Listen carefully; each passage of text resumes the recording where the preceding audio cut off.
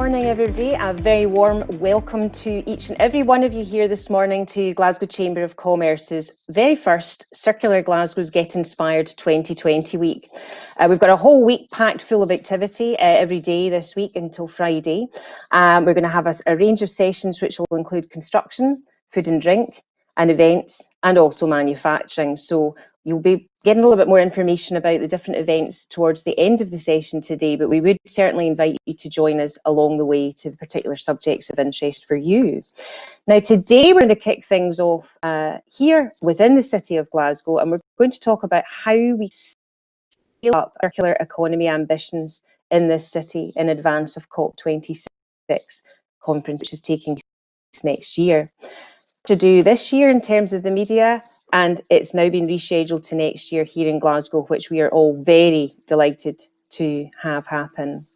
Now, we'd like to have you all involved in today's conversation as much as possible, and there's a chat function on the event site here which you can all use, and we'd like to invite you, first of all, when you put a question in the chat function, and I will do my best to bring your questions in along the journey of today's session, could you state your name and your organisation and then the question, just because it makes it better for me to introduce the question along with who you are.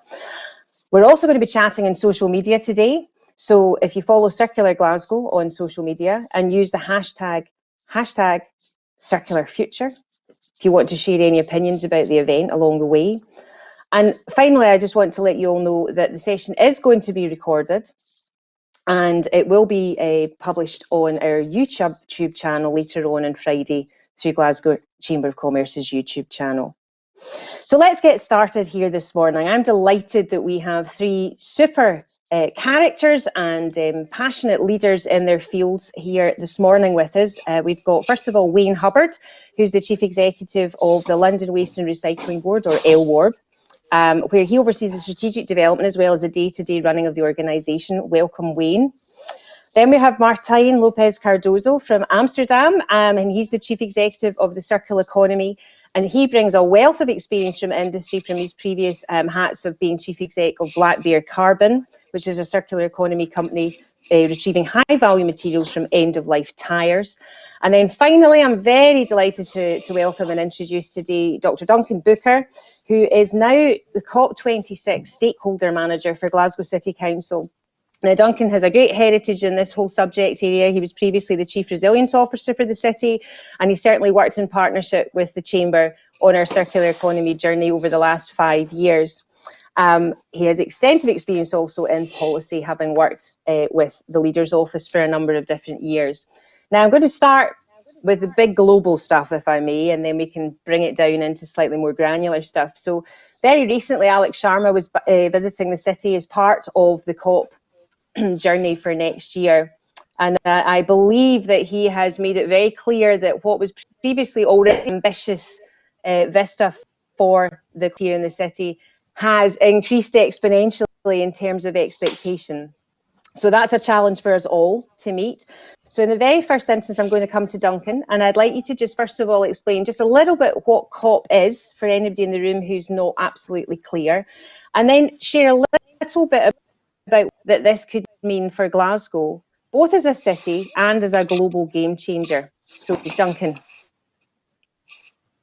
Thank you very much, Alison, and good morning to everyone on this morning's call. It's always a real privilege to say a few words to an audience hosted by the Chamber of Commerce, one of the key partners in the city, and representative of, I think, a real ambition on the part of the business community to play its part in leading us to a cleaner and greener economy, particularly through the circular economy.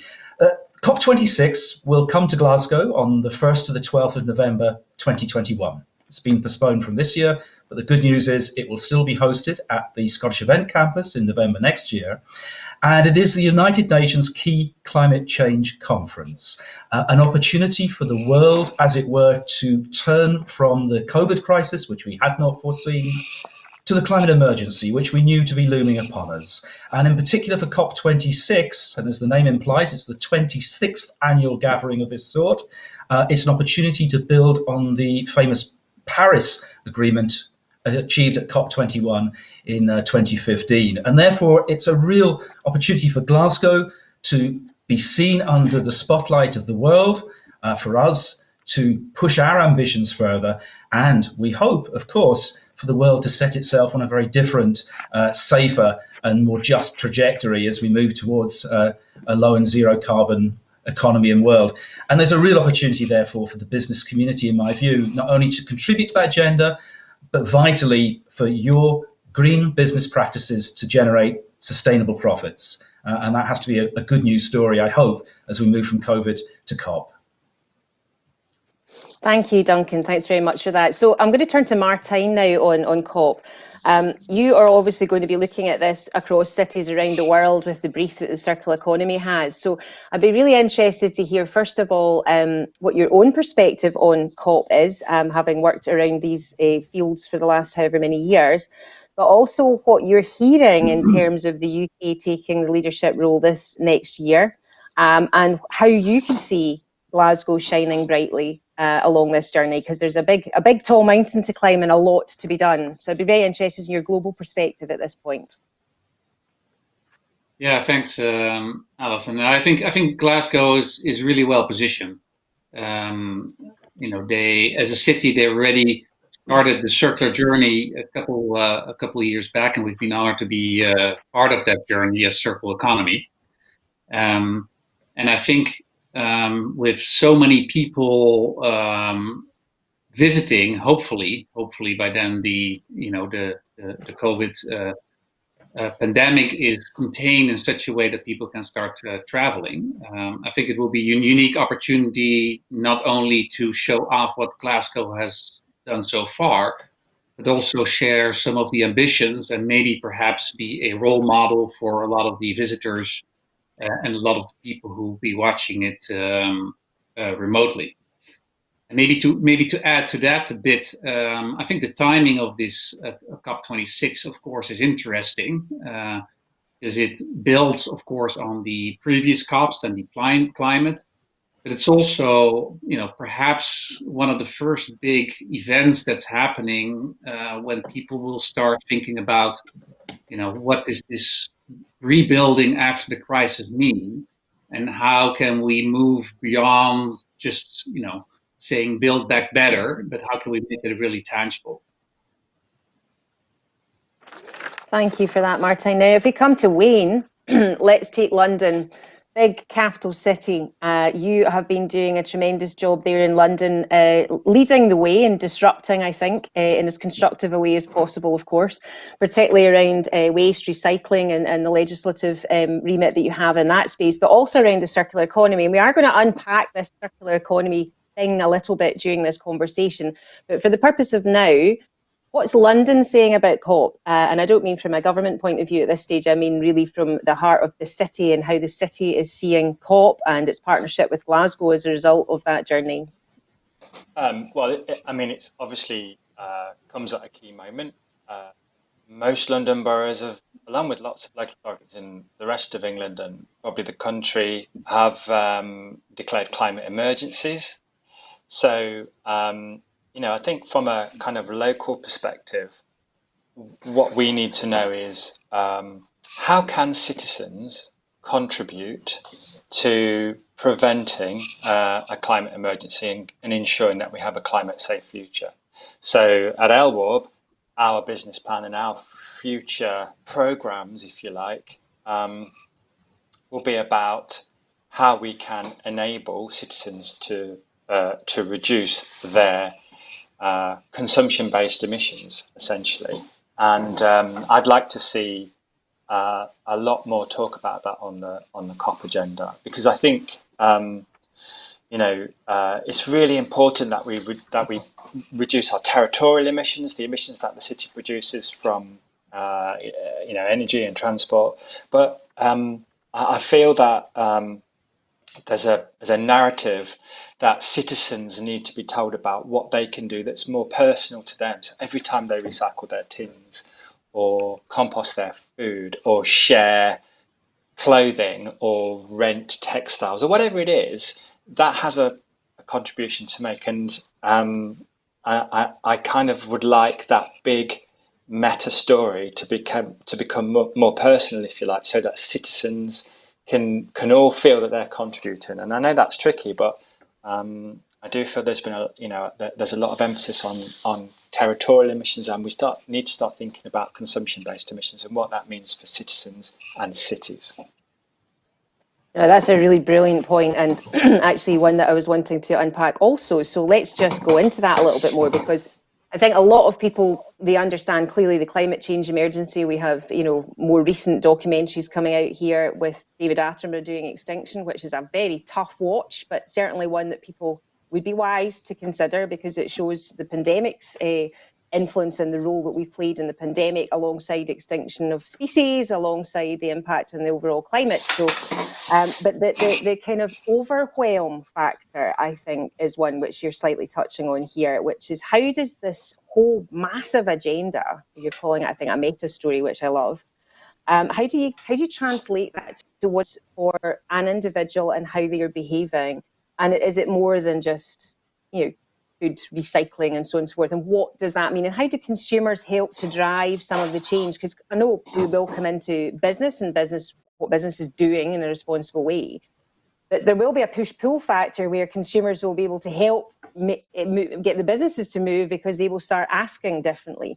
So London, very keen to hear a little bit about how London is going to attempt to tackle that, because it's one thing to say it, it's a whole other matter to get into that and make it a really meaningful proposition for individuals. So I'm going to come back to you, Wayne, on that, if you're okay. Oh, yeah. So, look, there's a partnership between business, government, and citizens. And citizens are members of local authorities, and they work for businesses. So all of these things, you can't kind of, they're not completely separate. The Venn diagram, they all overlap. So that's the first thing to say. I would also say that, there's some really interesting and useful reports out there that you will know about. The C40 report on urban consumption in a 1.5 degrees C world in particular, and the Ellen MacArthur Foundation report about production emissions, and that they are 45% of global emissions. Okay, so those two pieces of evidence for me are central. London, in this picture, Londoners produce about 12.5 tonnes of consumption-based emissions per year per person. And we've got to reduce that by, I think it's 50% by 2030, and more than 80% to 0.7 by 2050. And that's just off the scale in terms of behaviour change and the kind of things we've got to do. And it's just not possible in our current system. And that's why we need a circular economy. And for me, what LWARB is all about and what we do in London is, okay, there's a role that governments will play in helping to encourage behaviour change and promoting legislation change that will enable circular economy businesses to kind of survive. But in the meantime, we will be promoting circular economy businesses and services and helping and supporting those and promoting them to residents, so that residents and businesses have a variety of tools and services at their disposal to enable them to live their lives in a more, in quote, sustainable way, probably without even realising it. A lot of these businesses do not self-identify as circular, and what's wrong with that, So we will be helping to make this transition, and I think actually we're in tune with a lot of our kind of generation Y, is it now? Here, and generation and millennials who are kind of peak stuffed out. They don't want stuff. So we've moved beyond stuff, and now we need to kind of change the economy and make it more circular and make that systemic change that enables us to get from 12.6 tonnes to 0.7 tonnes. And the C40 report gives some interesting examples of what that might mean. Big behaviour change stuff. Okay, yeah, thanks, Wayne. I'm going to come. Oh, yeah, just wanted to add a point. I was going to come to you.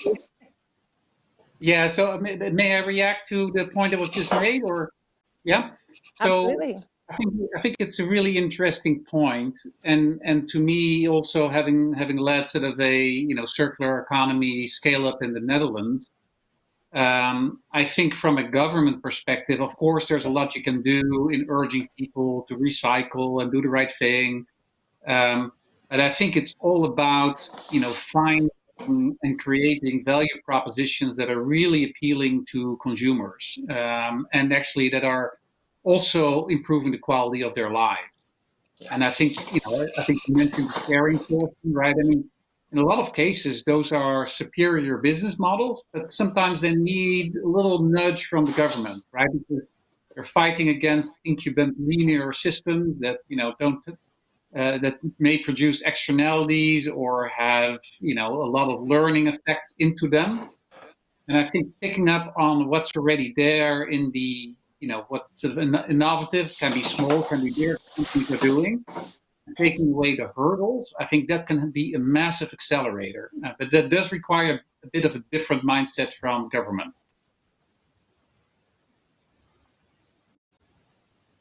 Thanks, Martijn. That's really helpful. I think also it'd be good to just have you say a little bit more about the kind of way that you've gone about circular economy in cities and helping cities to lead. In some instances, it's been the municipality or the local authority that's led the way, and as you know, it's been business initially, and obviously the local authority is now taking a strong role, which is fantastic, and we'll come on to that in a little bit.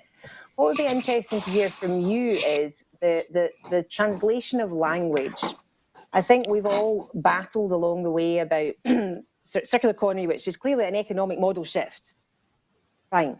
We've got sustainability, we've got green jobs, we've got green recovery, we've got all kinds of different language in a similar space, net zero, all ultimately talking about climate change and the impact of that. How have you found taking the proposition of circular economy out to cities, and what have you found the most powerful way to get all the stakeholders engaged, rather than just those talking to those in the room who already get it? Yeah, I think one of the conclusions we have reached, and I think that's been actually reinforced by the COVID and the way cities have been reacting to that. And I think we have been working a lot with the city networks like C40 and eClay.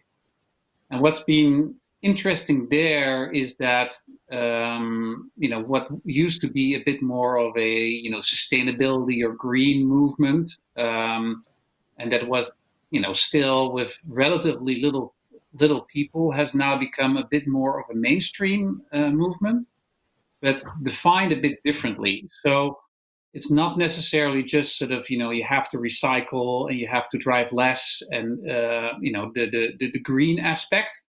But it's, I think COVID has given the opportunity for cities to, redefine what's important for a city and what's important for its citizens. So, I mean, the thing that London is doing, the thing that Paris is doing, and making the cities more livable, greener, more pleasurable, maybe even redefining, what prosperity is in a city and framing it that way, I think will bring much more people along on the journey than a very narrow sustainability angle, which is of course also helpful. So from our perspective, we see a lot of the societal elements have to be part of the mix to create the necessary movement. So if I come to Duncan then on that, now Glasgow has been doing a lot of work and has in the past, which under your leadership been looking at sustainable Glasgow, and it's been reframed in anticipation of the build up to COP. And we know in the city that circular economy will be a very big part of that. And indeed, the city is about to very soon be launching its own circular economy route map, building on the likes of London and Paris and Amsterdam, actually. How do you see some of this being progressed, Duncan? Because you've got the mighty task of actually looking at legacy around COP. And I mean, I think it would be really interesting to understand, given the journey you've been on with us in circular economy and their previous experience of the Sustainable Glasgow movement, how do you see that translating, and how do you see Glasgow rising to the challenge? Fantastic question. Thank you, Alison. I first of all just want to say a couple of things in reflection on what's just been said by our other two colleagues, if I may. One of the key things about climate change is that it seems to take away from people and sometimes institutions, even governments, a sense of agency, that you can have an actual effect upon the problems that we seem to be facing.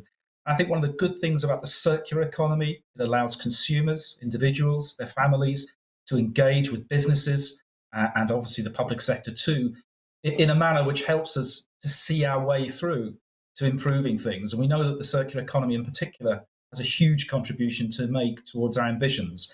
Glasgow declared a climate emergency last year, as you know, Alison. We reset our target date for carbon neutrality to the year 2030. It's a real challenge in a city like Glasgow, particularly the built environment we've got, very difficult in terms of heat and also transport these days. Glasgow's just about to engage on a consultation on future transport plans with low carbon and sustainable modes at the heart of that. And I think going to the heart of your question, Alison, I'm glad you broached the L word before I did, a legacy. There's a real ambition on the part of the city. Now, we've got form for this. I was around in 1990 for the Year of Culture. I would argue the ripples from that are still benefiting us all across the economy and society. But we want to see Glasgow really on the 13th of November next year, when COP will have left the city, hopefully with a successful global agreement. We also want to see a successful local legacy. And that legacy, I think, needs to be delivered from today.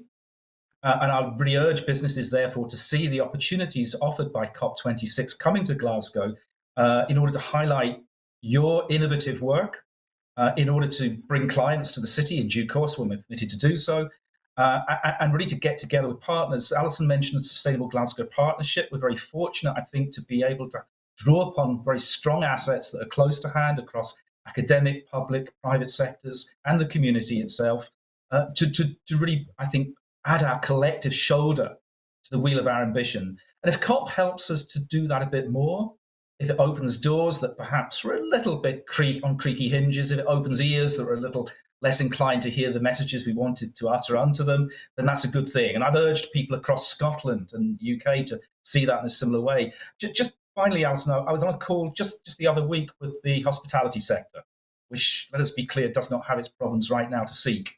We were talking about its recovery and how perhaps a focus on sustainable tourism and events could make a key difference to the offer Glasgow makes to the world. And obviously COP26 enhances that. Visit Scotland and our own Glasgow Convention Bureau have pushed for us to consider that. We know that there's much more mindful consumerism going on in terms of how people choose where they want to visit and how they want to consume products and services. And we believe, therefore, that narrative of Glasgow's as one of the great titans of the industrial age, transforming once more to a cleaner, greener economy, can benefit not only our residents, but also our businesses, and offer to the world a real lesson about how perhaps a city such as ours can make that shift. One final point, therefore, I often say about COP26, whilst it is the case that nation states make pledges, or I'm afraid to say sometimes fail to agree all that much, it is cities that will deliver on those pledges. It is cities that are at the heart of the sustainable future, from London, Amsterdam, Glasgow, and throughout the world. Thanks, Duncan. So on that note, actually, there's two throwaways in there. One, our lovely colleague, Rebecca Ricketts, who's going to be hosting a session on events and conferences, indeed, on Tuesday afternoon, and we'll come back to that at the end of this session. She's asking a question, what circular legacy might Glasgow create for COP26, and how could businesses feed into that?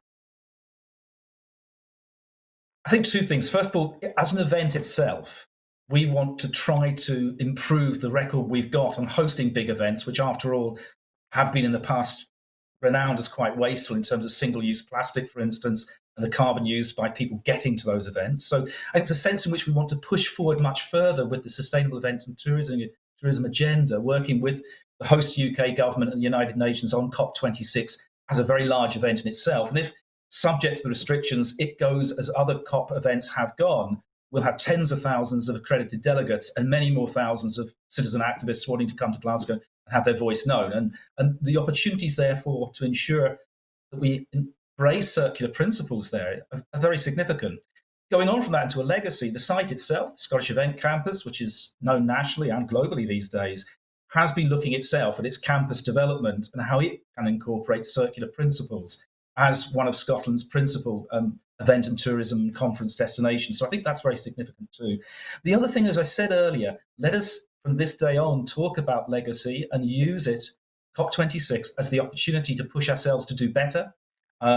If the spotlight of the world will be upon Glasgow next November, so much more so will the gaze of Glaswegians be upon us. And so our own city needs to step up to the mark. That includes the business community as well as residents. We want a safe, successful COP. But I think in answer to Rebecca's question, let's use the months ahead as an opportunity to move on with a greener, cleaner economic paradigm following COVID and embrace circular principles in that. And I'm happy to work, obviously, with the sector. As you said earlier, Alison, our circular economy route map will go to Council Committee on the 6th of October, just a few weeks' time, along with our climate emergency implementation plan. So that's the twin pillars of the ambition we seek to achieve. Thank you, Duncan. I think you were dropping out just a little bit there. So I hope everybody answered to that. I'm going to bring in a couple of the questions that our audience have.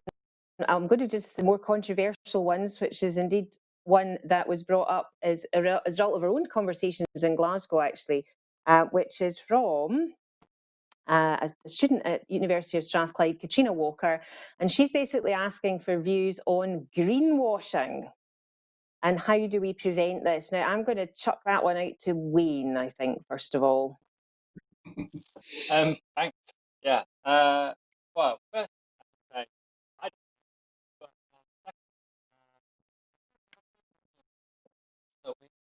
so much information, so we can find out, can't we? Relatively easily, I think, whether a company is serious or not. We can look at its profile. We can probably in some respects even see where its stuff is being made and what it pays its workers. So we can look at the ethics and the sustainability of a company. Greenwashing is a funny thing. If companies are greenwashing, what that says to me is they want to be seen to be green because people are going to boycott them if they're not. So it's a funny double-edged sword. I mean, I don't know what's happened to Oatly recently in terms of its income profile, but you know, that they have just probably committed a slight faux pas by being bought out by a big global capital firm who have got questionable green profile, and we'll see whether that hits them. You know, they've got a view, and their view is we are trying to green global capital. You know, whether that's greenwashing or not, I don't know really. I kind of feel that if big companies are saying they're green, we can question that, but also it says to me they want to be seen to be green because otherwise they can't sell their product. So use your consumer buying power, use it wisely, and you know, we are slowly starting to change. I think what is really important is we've got less than 5 years to really turn this around. So we can't have incrementalism anymore. We've got to have real progress. So you know, it's going to be fairly obvious those companies who are taking steps and those companies who are not. No, that's very, very helpful, and actually extremely helpful that you're spelling out blatantly 5 years. You know, for quite a while it was 10 years. It's really 5 years now, and incremental is not the way forward. So on that note, we have two questions. Now, I'm going to, forgive me if I don't pronounce your name right, I will do my very best. It's Petra Baibaoleno, who is the founder of Rapirel, and she's wanting to know a little bit about the role of startups versus existing organisations in implementing a circular economy. And she's basically observing that there seems to be quite a lot of focus on transforming non-circular businesses into more circular practices. And she's asking, is this the most effective way to create change? So I'm going to give that one initially to Martijn. And then she's also asking, and this will go to Duncan, how much Glasgow's circular strategy is going to focus on policy and legislation change, system change, versus individual action. So that's touching a little bit on what we were talking about before in terms of the role of the citizen and individuals within companies and staff and so on and so forth. So if I come to Martijn first and then go to Duncan on that. So the big advantage of a startup is that you don't have any legacy, and that you basically can start from scratch without having potentially an internal conflict or cutting in your existing revenue base or having, ties with certain partners. That being said, of course, a large organization, if you turn them 10% circular, that may have more impact. But I want to touch on another topic, which I think what's happening in the startup and especially in the scale-up scene often also has a real impact on the existing players. The best example I find is Tesla, right? So would all German manufacturers now be bringing out battery-based models without Tesla? Well, probably not, right? The same went for LED lights with our company in the Netherlands, Philips, right? They're now a leader in or at least a spin out from Philips is a leader in LED lighting. But it was small companies who basically started to take market share that drove the bigger ones to start moving. So I think for that reason, I think a vibrant startup and scale-up ecosystem will not only help there, but also will help the larger companies. And sometimes they may acquire these companies and so bring them in and help them scale. So I think it's really an interplay between the two, but the large companies do need to be challenged, and that will make them better as well. Thanks, Martijn. Duncan, what about the balance between circular businesses and systemic change through policy levers, and then the individual role and the citizen's responsibility?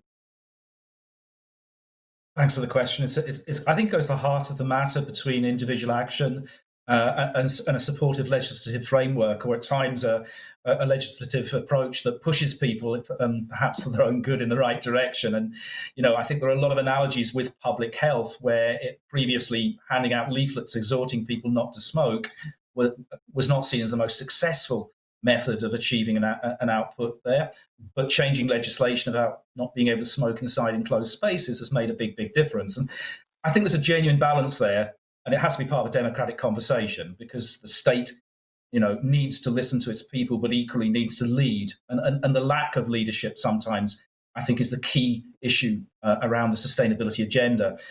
It's my view that much of the technological innovation that we need to support the climate emergency has already taken place, and the products we need are on the shelf. And it is therefore innovation in governance and leadership and politics that's most significant. And so, in response to the question, and certainly when this Glasgow Circular Route Map goes to committee in its draft form on the 6th of October, you will see clear statements there, for instance, about procurement, something which I know annoys and seems to frustrate many of our SMEs in Glasgow and elsewhere. And we know we need to do better. We know we need to weight our general grading for contracts and goods and services much more in favour of those businesses that are using circular practices. We also know that we need to work with national government at Scottish, UK and broader level within what's left of our relationship with the EU in that respect, to ensure that there's a supportive framework that allows us to do those things that will achieve our ambitions in terms of social ambition, because Glasgow has made very strong statements about inclusive growth and the just transition as we move away from hydrocarbons, but also in terms of crucially, as I said earlier, of green business practices generating sustainable profits, which are the basis on which the public sector can continue to exist in itself.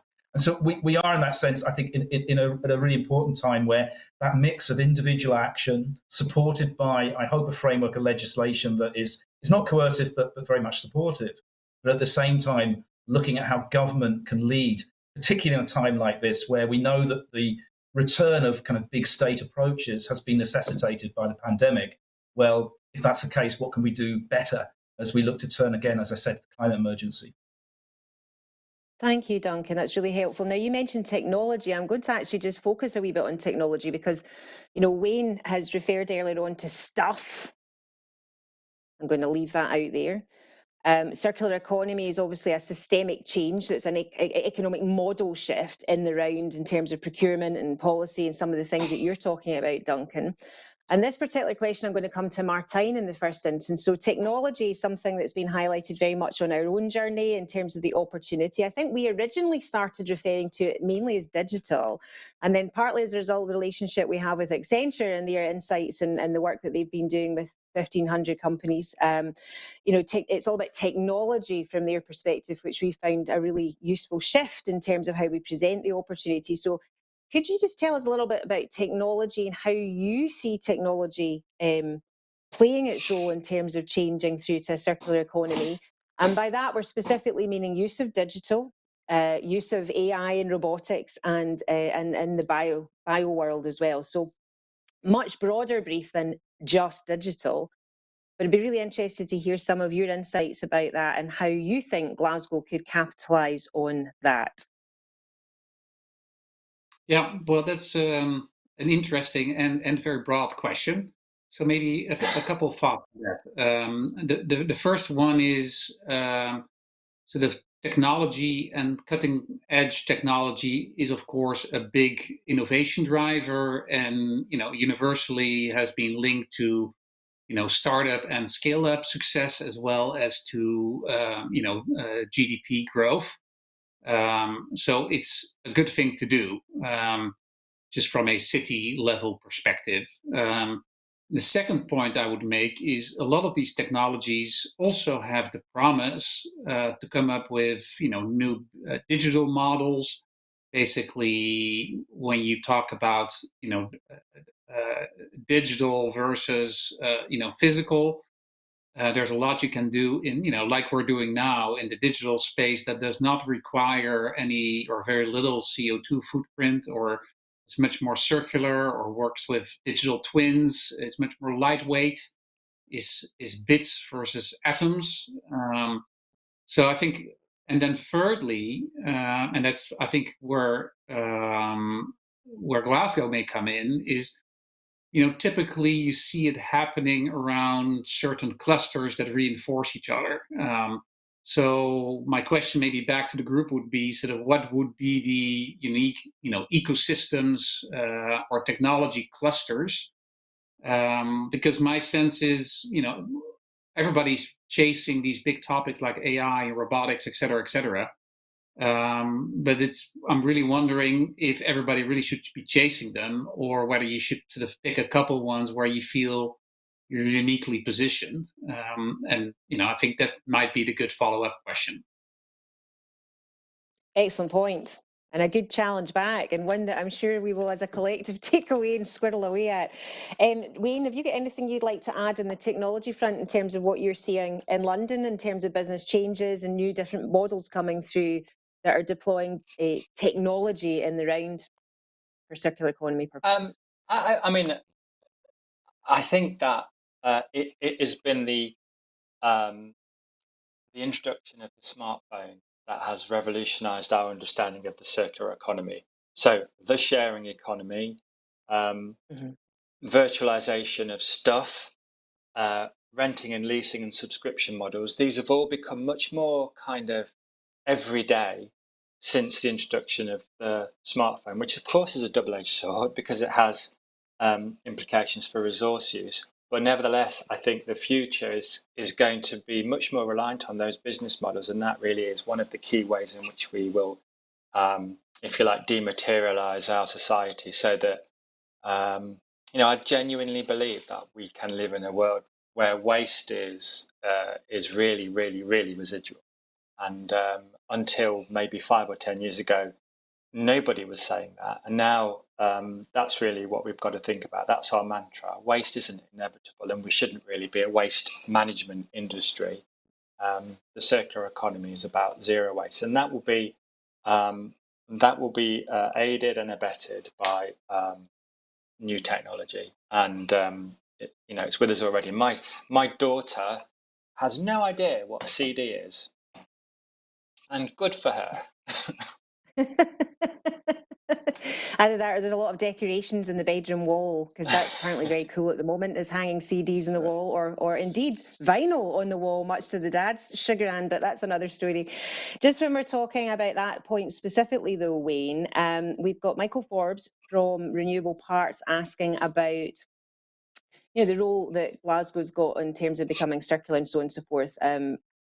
But he's asking the question, and this will be interesting based on your London experience in the boroughs and the Shire, as it were. How do you make the next step to link up cities, such as the ones that are all being represented here today. And you did a brilliant job in June when you had your Circular Economy Week yourself, Wayne. But how do we link up those cities and the surrounding towns in order that you end up creating a circular country?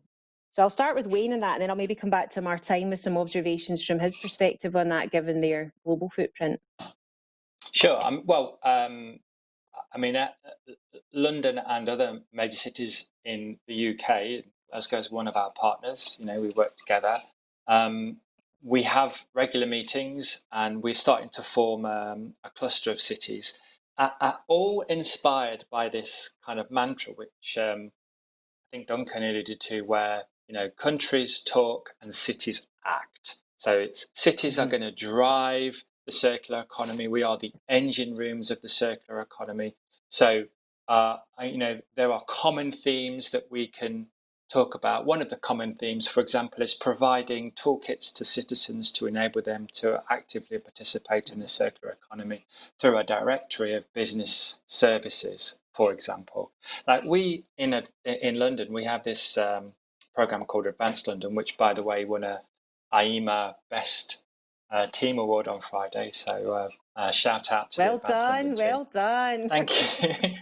Where we've supported something like 200 businesses, 200 really innovative, interesting businesses, primarily startups, actually. And they've all got loads of really innovative business models around sharing or leasing or design for durability or whatever it may be. And just need to let citizens have access to those companies. That would be great for the companies, great for the citizens, great for London. And then all of our networks kind of share these business ideas and these innovations. And I can envisage a time when we have a sort of grand linked data warehouse. So so citizens can kind of leverage off what's happened in Nottingham or what's happened in Bristol or what's happened in Exeter. At the moment, we're a bit dislocated, but that's cities. That's all come from cities. That's not necessarily come from national government, who I have to say are a little bit behind the curve on the circular economy, it seems to me. So we're looking for a bit more leadership from central government on this. But cities are really generating the engine power. Is that the right word? Maybe it should be the electric motor power behind all of this. Oh, that's very helpful, and we will come back to the role of government maybe just as we wrap today.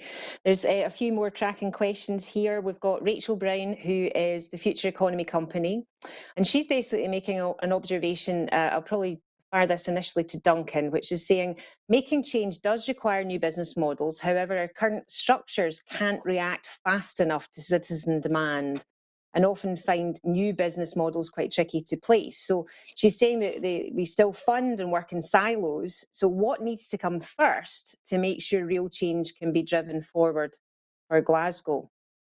That's quite a big, tricky question for you, Duncan. So over to you. No, thank you very much. It's a great question. In terms of an economic paradigm, I was just on a call this morning before we came onto this platform, where the Deputy Mayor of Amsterdam was talking about their embracing of the donut economy, something obviously developed by the Oxford economist Kate Raworth. And I think that offers us a really important opportunity as a city to engage with the business community and with policymakers, particularly our universities, to think, well, how do we make this change? Because you can't, as it were, put the ship into dry dock. We need to carry on the way we are currently whilst changing radically. And that's an extraordinary challenge, but one which I think the history of places like Glasgow, London, Amsterdam equips us relatively well with, because, for all those reasons that brought us to the height of the first industrial revolution, the agglomeration effects of businesses, universities, supported public sector and government will make the difference next time round. It's no one of those on its own that can do it, but that key combination.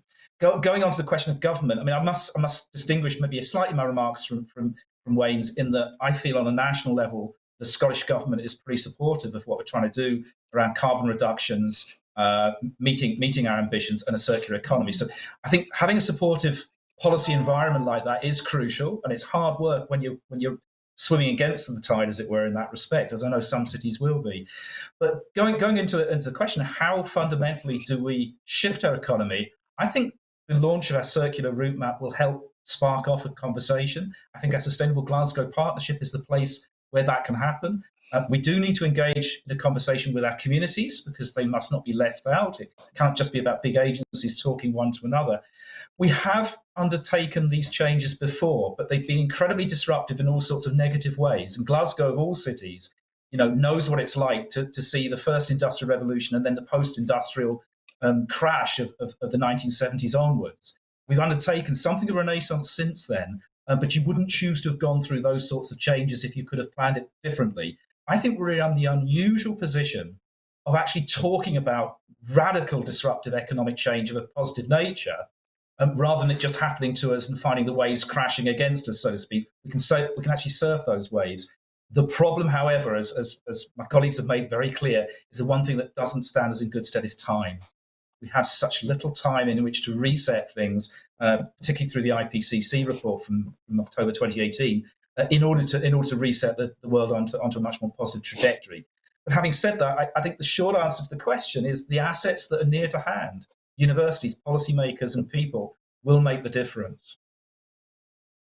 Thank you, Duncan. Well, I mean, just while you're saying that, you've mentioned the route map, and for the benefit of everybody in the room, could you just tell us a little bit more about what's in that circular economy route map for the city, because it is a city ambition, and how is it going to affect the city's ambition to become net zero by 2030? And then I'm going to come back out after Duncan's covered that and ask Martijn to give us a bit of a perspective on Glasgow's ambition to be net zero by 2030 based on what he's seeing globally from other cities, including Amsterdam.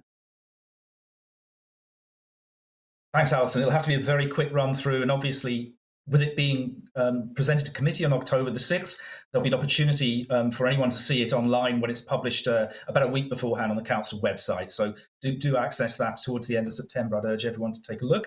It is a draft. It's therefore out for consultation. It's not a final document. It very much sets, I suppose, a vision for a circular city and how that vision supports our radical ambitions to be carbon neutral and then net zero. And without the circular economy, we won't achieve those things. And without achieving a more circular economy, I don't think we'll achieve a meaningful transformation towards a greener economic paradigm. And really what the route map will do is give good case studies of local work that's been undertaken. We mentioned this, I mean, one or two questions about SMEs. And that went to the heart of an issue. How do you shift existing companies, or do you have small disruptive SMEs that then become the new big companies of the future, as we know has happened so many times before? It's both, of course. We need to shift existing companies and their practices, as well as bring forward the next generation of university graduates and disruptive SMEs.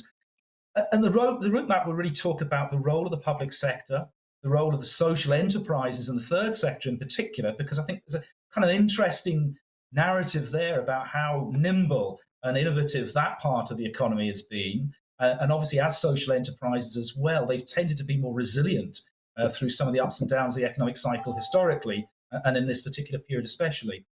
And so at the heart of that route map will be a series, I suppose, of actions for the council to take to support the business community, to promote circular principles, to prove that it can be an exemplar, because we're a very large organisation. We're responsible for 5% of the entire carbon emissions of the city, so we know we've got responsibility there. And the city itself has a democratic mandate to lead. And I go back to the issue of leadership. If there's one thing at the heart of the circular route map you'd expect, it's a sense of leadership. How do we collectively develop that ambition? How do we exercise leadership from the council and from the business community? I won't say much more because it's quite a lengthy document and people will have a chance to see it online in just a fortnight's time. But it's a good product, and I'll stop at that point, Alison. I can go on a bit. No, thank you very much for that. No, it is about 130 pages now, and I believe it's shaping up very well now. So well done to all the team who've been involved in pulling that together. Martijn, would you like to just give us some of your perspectives, looking from a global position? Glasgow's saying 2030 net zero.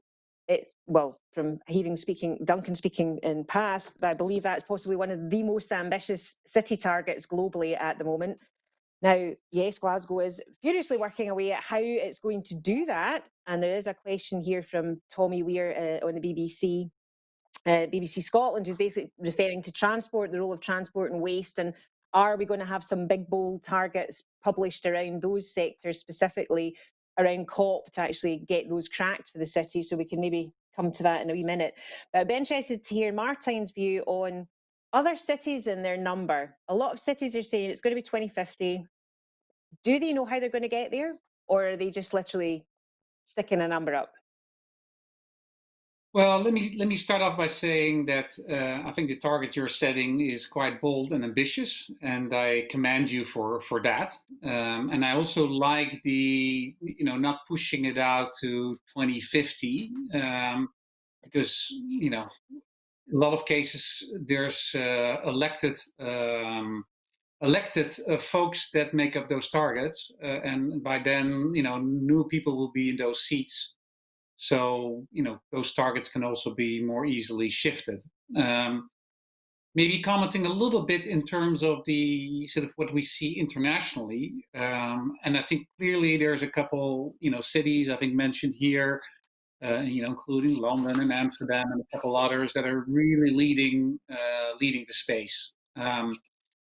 And we also see some of the city networks like C40 and Ecolay we're working closely with, and we've done about 20 of these what we call city scans that sort of we did in 2016 with Glasgow, which is sort of putting that first action plan and getting people started and building that evidence base.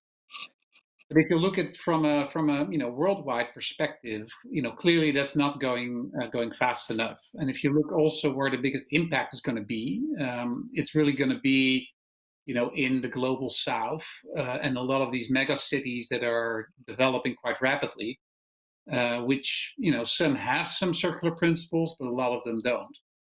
And what we're doing about them is actually two things. The first thing is, how can we bring the learnings of the cities that are now the front runners into the digital domain? So earlier in the year, we launched what we call the Circle Lab for Cities tools. It's publicly available. You can just type in your city and get like some initial data on what's happening, on the metabolism, on the waste and the resources, etc. It's not very granular. It's a first iteration. But then interestingly, it also gives you some recommendations based on those characteristics that sort of might work for your city, which might be a good place to start. And later in the year, we'll also be launching the Knowledge Hub, and which basically is sort of a big database of best practices. And I think, what we're trying to do is sort of how can you bring all the things that, we've learned here to the rest of the world to really accelerate and make our learnings accessible to also a lot of other cities. Thank you, Martijn. And if I bring that into a kind of slightly more business-focused lens, Wayne, from your perspective, you've obviously worked for some time now on a circular economy route map for the city. Business has been engaged. You've done a lot of pioneering work in all of this. Cities choosing a number. I hear what you're saying about countries talk, cities act. So, cities are now also choosing numbers too. And we've got, the UK government saying 2050, 2045 in Scotland, slightly different ambitions, obviously. And then Glasgow specifically saying net zero, 2030. As a business sitting in the room just now, what would you say would be the biggest thing that you could do as a takeaway from this session now to go and do to help contribute to the city's overall net zero and respective country objectives? I mean, I just reiterate what I said at the start. I really think we need to start thinking about the consumption-based emissions. I mean, Martijn talked about global south, global north. The global north basically consumes all this stuff, which primarily is extracted from, produced and transported from the global south. Now, in a COVID secure future and a climate secure future, we should maybe be thinking about the ethics, a just transition, how we can make our economies more resilient, and all of that to me talks about the circular economy. We absolutely cannot build back better if we're building back a linear economy. And we can't just smooth the edges off by making it, in quotes, a bit more sustainable or a bit more greener. It has to systemically change. And that means we have to think about the consumption-based emissions and the effect that our sourcing and production has, which means we have to change to a circular model. So my plea to companies is think about leasing, think about designing for durability, think about sharing, think about all these things. It's not about volume anymore. If you're just into making volume and selling volume, I was watching something on Friday with a panel talking about sustainability in the fashion industry. And one of the panelists said, if we're still talking about volume in 5 years' time, we're all toast. Simple as that. So message number one, think about some of the different business models that Wayne's just outlined in terms of leasing and sharing, just as two, we've referenced technology already. Martijn, if you were going to give one specific message for the business community that's in the room just now in terms of this discussion around circular economy, the ambition towards sorting the climate change problem, what would that be from your perspective? Yeah, so my sense is that a government will actually play quite a big role, and I think also from my history with running a Black Bear Carbon, which was extracting high quality materials out of end of life tires, that we're solving a big sort of societal problem, and actually government was really on our side, willing to help. And I would actually urge these companies, and especially also startups and scale up, to really partner with government and have the conversation in terms of how certain things can be achieved, and not just be reactive and look at legislation and what comes out and complain, but try to find common ground. And I think with that, I think a lot of positive things can happen. Thank you very much. Duncan, do you want to also respond to that for the businesses in the room? What would be the one significant thing that you would say, particularly mindful of the COP punctuation point, as I keep calling it, next year? What could business do specifically in the circular economy space in the run up to that? I'd obviously endorse what my two colleagues have just said, but above all else, I'd urge businesses in Glasgow to do what they're best at, which is to be leaders. And once again, to use their innovative business practices and the agglomeration effects we've got in the city with great universities, support the public sector, to lead it once more as a great city, just as we did in the original industrial age. And I think there are competitive opportunities there. Let's be brutally clear about that, as well as obviously urban quality of life issues, which make Glasgow a much better place to live and to attract good people and more innovators. So there's a virtuous circle. So yeah, be what Glaswegian businesses are best at, be leaders. Brilliant. Thank you very much. Now I'm going to bring the session to a close. There are a few questions we've not been able to touch on today, but what we will do is come back, consult with the speakers and come back to you individually after the session.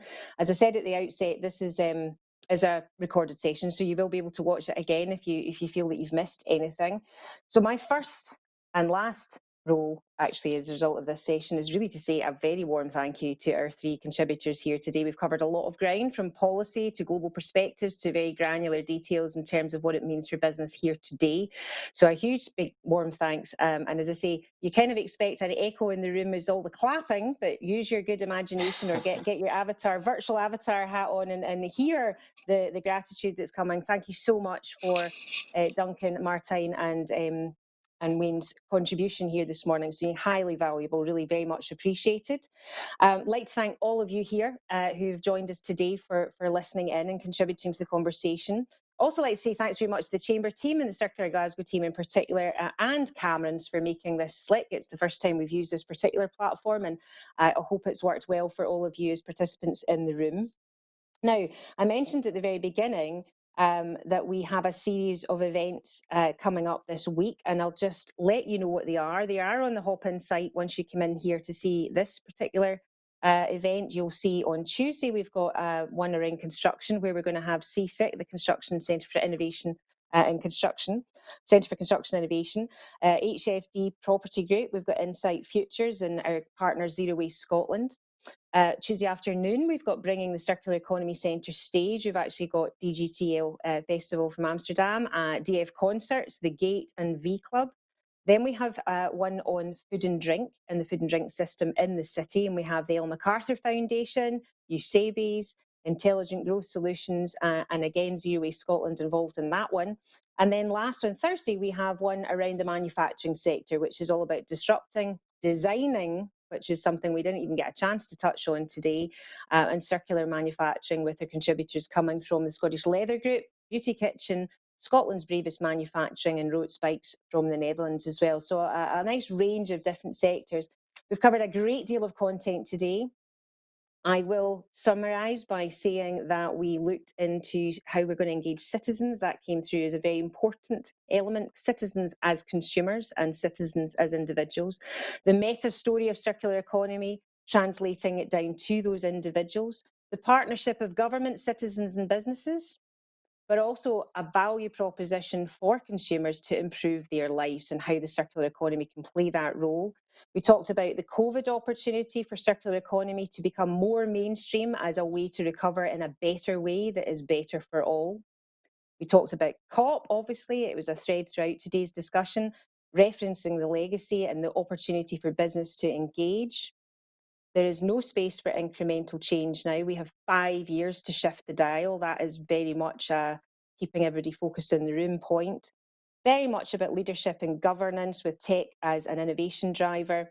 And as Wayne said towards the end, that countries talk and it's the cities who act. And that means that all of us have a role to play in helping to make that a reality.